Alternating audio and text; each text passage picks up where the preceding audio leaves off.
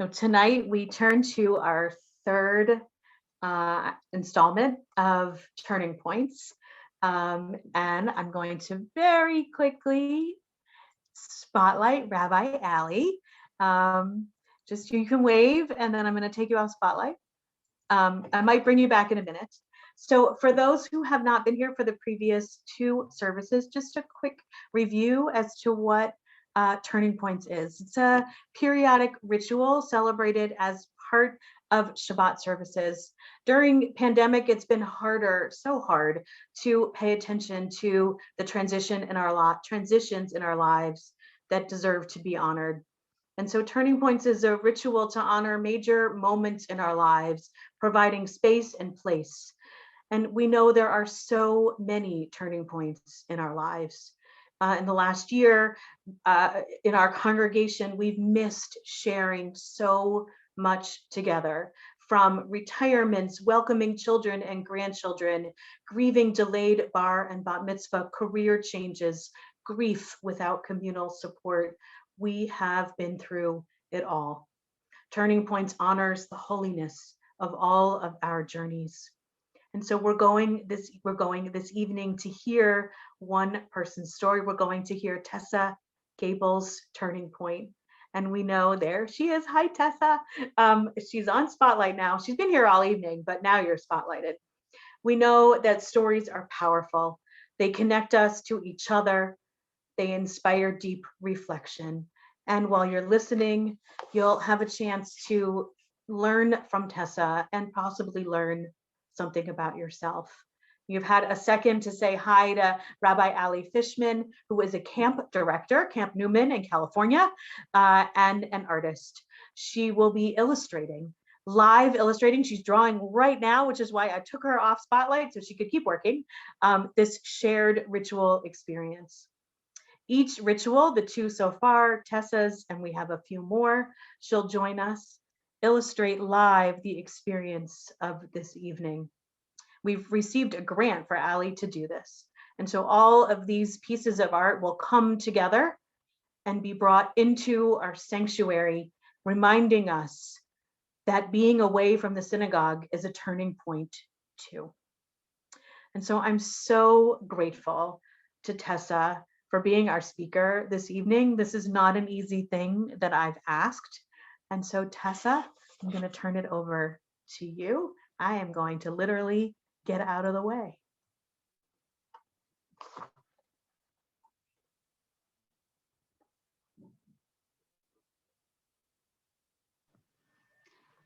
Thank you, Rabbi, for the opportunity to share a little bit about what's been going on with me during this pandemic.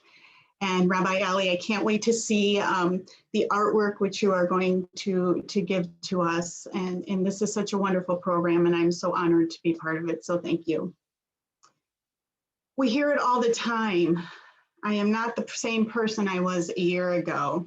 And this year, more than any other, this applies. If the last year has taught us anything, it is that we can control very little of ourselves. There isn't a person on this planet not affected by the coronavirus, and life will never be the same.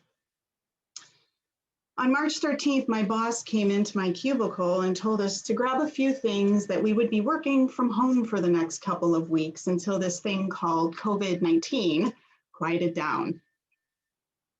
Awesome, I thought. I had already spent the first part of the year stuck in a condo I wasn't exactly thrilled with while I recovered from surgery. The last thing I wanted to do was spend another 2 weeks without human interaction. He also suggested we stop at the store, which seemed reasonable. Still not comprehending the seriousness of the situation, I was further confused by the crazy amounts of toilet paper I saw in other shoppers' carts. By the time I got to that aisle, there were no paper towels, no tissues, no cleaning supplies, and only 3 packs of toilet paper left. I grabbed one, I checked out, stopped for gas, and went home to hunker down with my dog, Harley. That night, sitting on my sofa, I reflected that 3 days prior, I had been in downtown Cleveland having a very nice dinner and was at Playhouse Square for the opening night of Jesus Christ Superstar. And today, the whole country was pretty much shut down. At least I still had yoga, temple, and the nice weather to ride my bike. I was going to need it.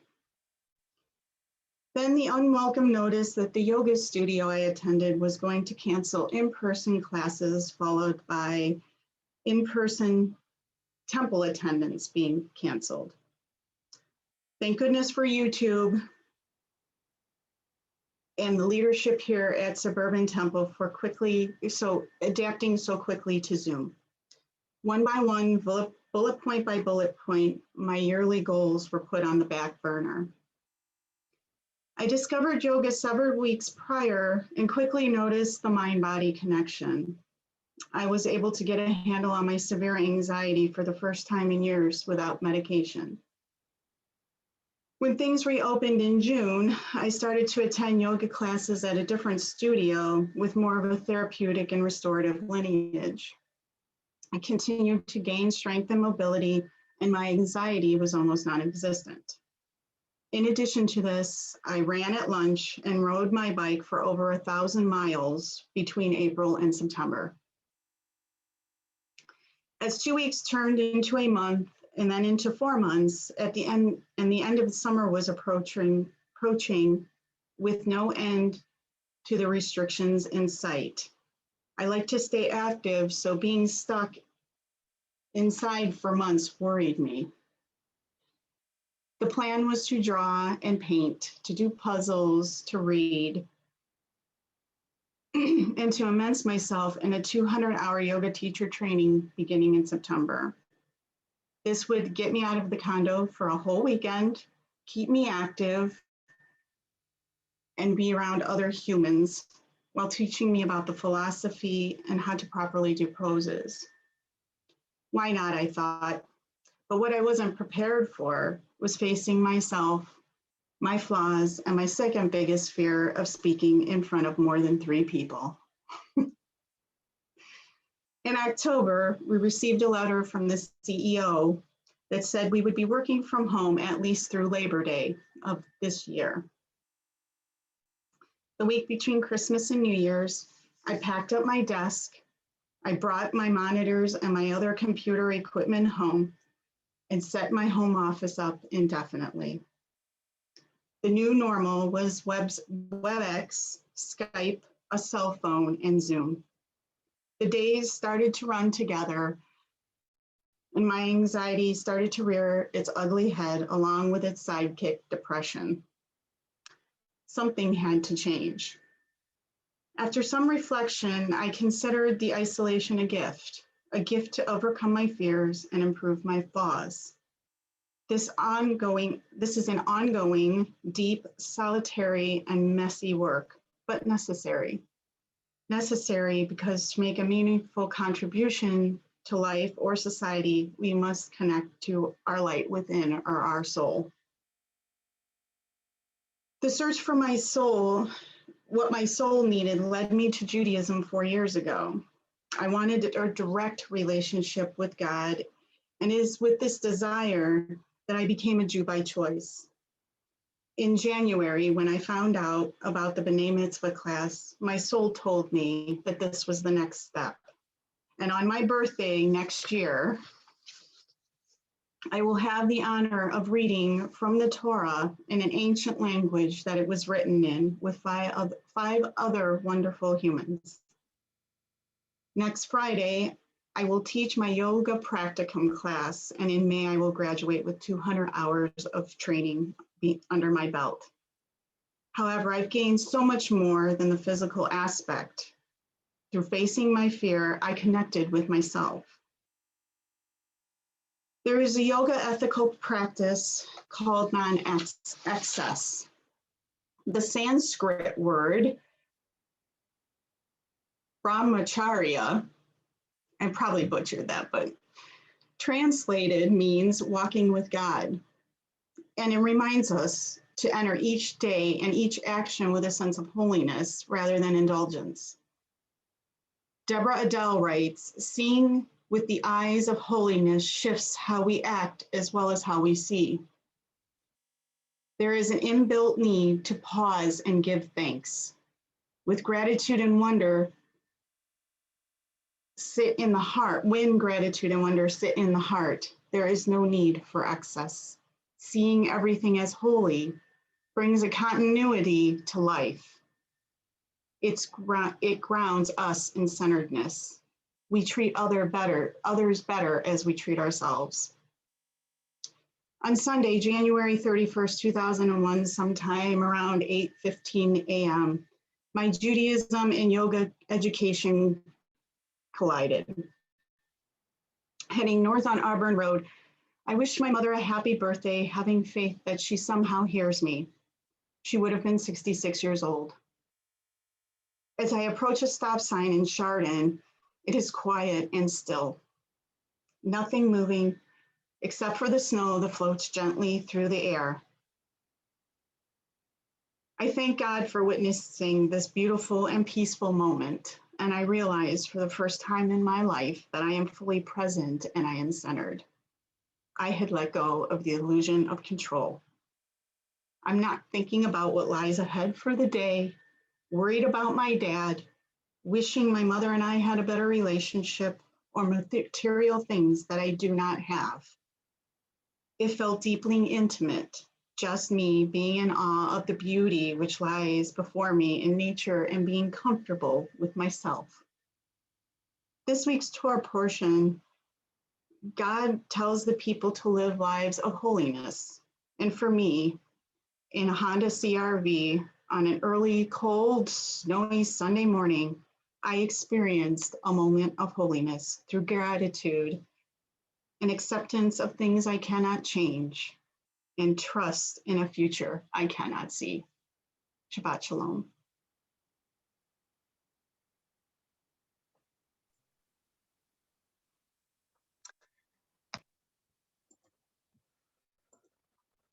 Tessa, you are extraordinary. Thank you. Thank you, thank you. Thank you for sharing your story and being our teacher. We're going to turn now to Deb, who will, I'm going to let you not be spotlighted. We're going to turn to Deb, who will share her song, and Rabbi Ali, who will share her drawing.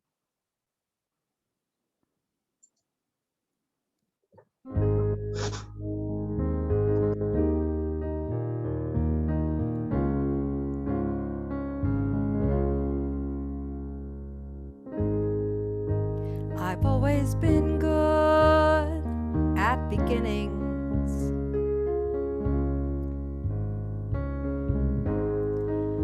Lines fading off into the distance.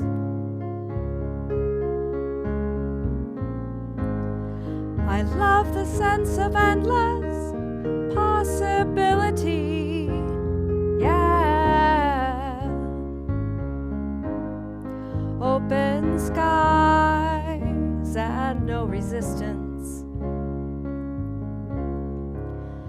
But it's the choices we make that determine our life shapes, that tell us who we're gonna be. And it's the chances we take that define our direction, that separate the you from the me. Come on, let's celebrate the you and the me.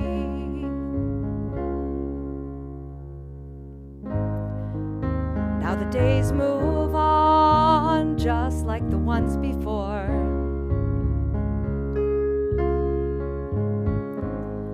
Trapped inside an empty box, always wanting more. I don't want to settle for mediocrity, no. But it's so hard to drag this dream into reality. But it's the choices we make that determine our life shapes, that tell us who we're gonna be. And it's the chances we take that define our direction, that separate the you from the me.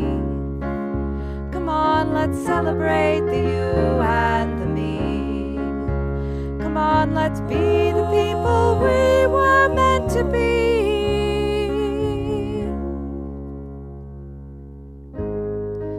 When I come to the end, complete the circle.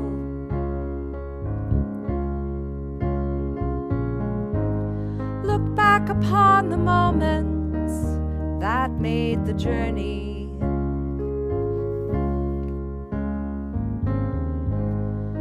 Will I close my eyes and enjoy it all again? Or will I have to wonder at what might have been? But it's the choices we make that determine our life shapes, that tell us who we're gonna be. And it's the chances we take that define our direction, that separate the you from the me. Come on, let's celebrate the you and the me. Come on, let's be the people we were meant to be.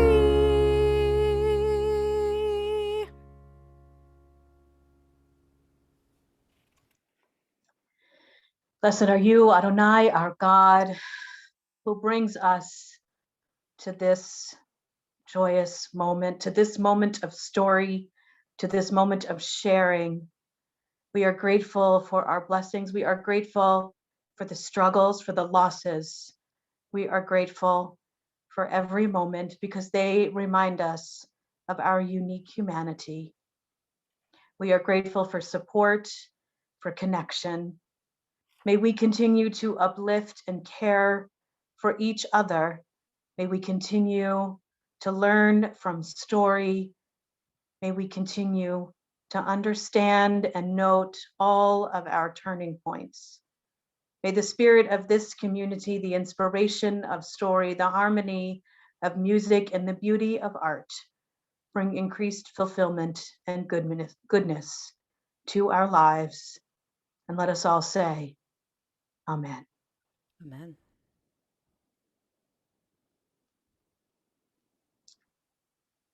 Rabbi Ali, I'm going to ask that you stop sharing your screen. Show us, oh, look at that. And we'll bring you back one more time